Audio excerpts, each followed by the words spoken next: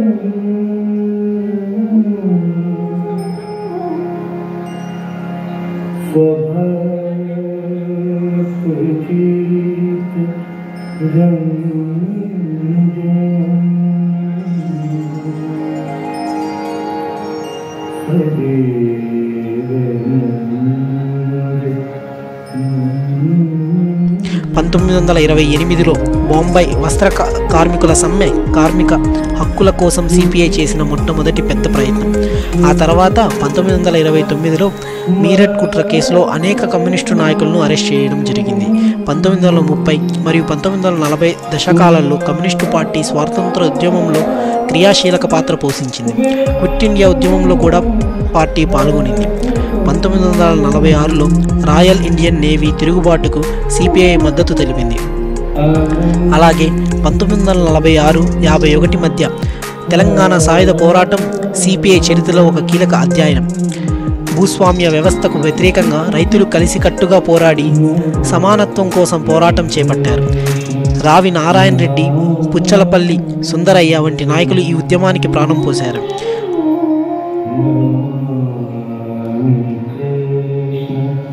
స్వాతంత్రం వచ్చిన తరువాత 1952లో జరిగిన మొదటి సార్వత్రిక ఎన్నికల్లో సిపిఐ పాల్గొనింది.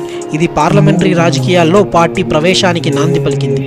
1957లో కేరళలో మొదటి కమ్యూనిస్టు ప్రభుత్వం ఏర్పాటయ్యింది.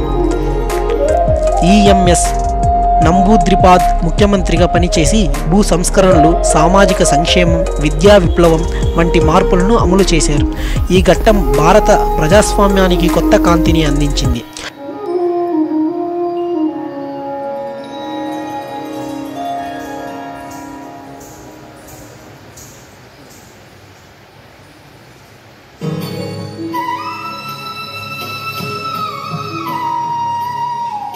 కాలానుగుణంగా రాజకీయ పరిస్థితులు మారాయి.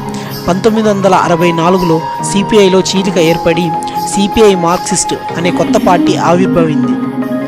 ఇది భారత కమ్యూనిస్టు ఉద్యమంలో ఒక ముఖ్యమైన మలుపు. ప్రపంచీకరణ, ఆర్థిక అసమానతలు సిపిఐ కోసం కొత్త సవాళ్లను తెచ్చాయి.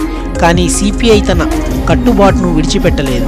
సమానత్వం, సామాజిక న్యాయం, పేదల సంక్షేమం కోసం నిరంతరం పోరాడుతోంది.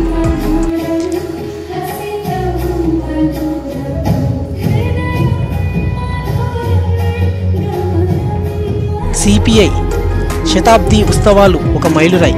సమాజం మారాలని అనుకోవడం సరిపోదు, మార్పు కోసం పనిచేయాలి అని స్పష్టంగా చెప్పిన ఓ పార్టీ 100 సంవత్సరాలుగా ప్రజల హక్కుల కోసం పనిచేస్తూ భారత చరిత్రలో చిరస్థాయిగా నిలిచింది. ఈ శతాబ్ది ఉత్సవాలు మాత్రమే కాదు, సామాజిక న్యాయానికి పునాదిగా నిలిచిన ఉద్యమానికి నివాళి. మిత్రులారా, మనమందరం సిపిఐ ఆశయాలను గౌరవించి సమాజంలో సమానత్వం కోసం పాటుపడవలసిన సమయం ఇది. సిపిఐ వర్ధిల్లాలి. సిపిఐ జిందాబాద్.